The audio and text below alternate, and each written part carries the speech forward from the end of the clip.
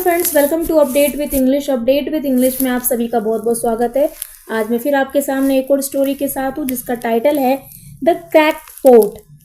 Cracked यानी टूटा हुआ। ठीक है, तो आइए स्टार्ट करते हैं स्टोरी को एंड समझते हैं ग्रामर के स्ट्रक्चर्स एंड वोकैब को। Let's start. A water bearer worked for a merchant who lived on top of a hill. एक वाटर बियरर था, बियरर मतलब पानी को लाने वाला, जो रहता था top of the for a merchant, यानी मर्चेंट मतलब क्या होता है, सौदागर, businessman. Who lived on top of a hill, जो कि रहता था हिल के टॉप में। ठीक है, merchant. Every day he had to walk down the hill to collect water from a stream. वो रोज जो है पानी को कलेक्ट करता था।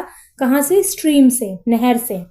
ही would place it in two pots which he hung on each end of a pole and carried over his shoulder. और उसे वो जो है क्या करता था, प्लेस करता था दो पोट्स में। ठीक है, जिसे वो हैंग करता था। हंग लिखा है, हंग फास्ट फॉर्म है हैंग का।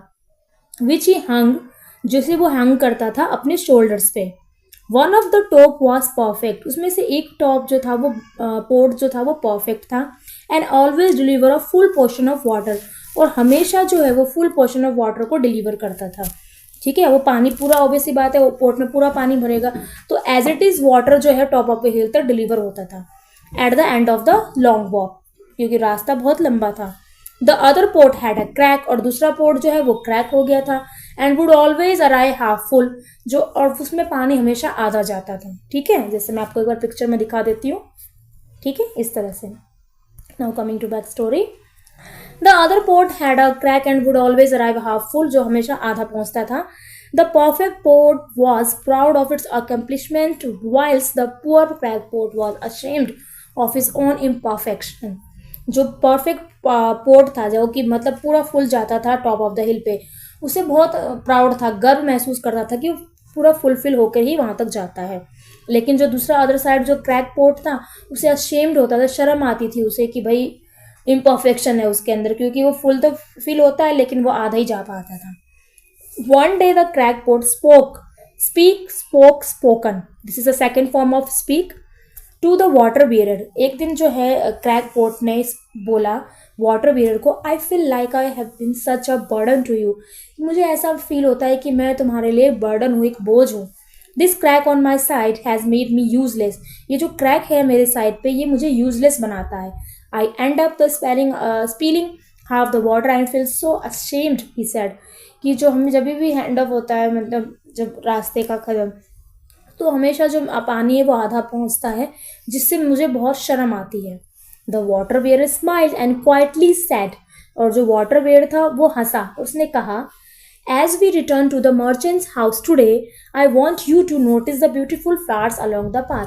तो वाटर बियर ने हंसते हुए कहा कि जैसे ही हम मर्चेंट हाउस से रिटर्न होंगे, वापस आएंगे, मैं चाहता हूँ कि तुम नोटिस करो जो ब्यूटीफुल फ्लावर्स है रास्ते में। अब यहाँ पर एक चीज़ समझने की है फ्रेंड्स, मैं चाहता हूँ तुम नोटिस करो। I want you to notice. देखिए, इस बात को समझिए।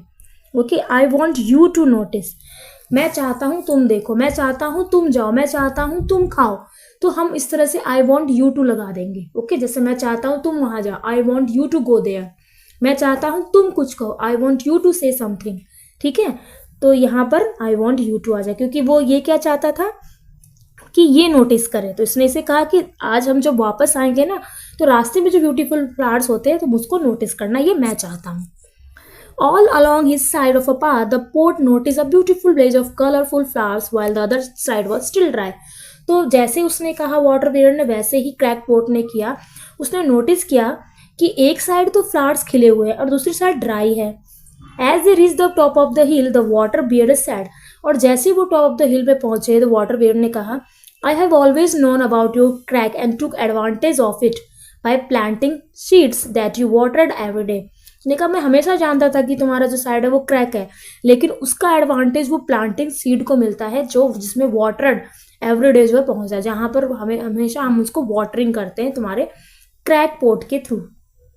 And now look at these beautiful flowers along the way. और ना अब देखो तुम इस सुंदर से फूल की, ये किसकी बदौलत है? तुम्हारी बदौलत ही है कि तुम्हारा जो पानी जो गिर जाता है वो इनके काम आ जाता है, ये इनको वाटरिंग मिल जाती है।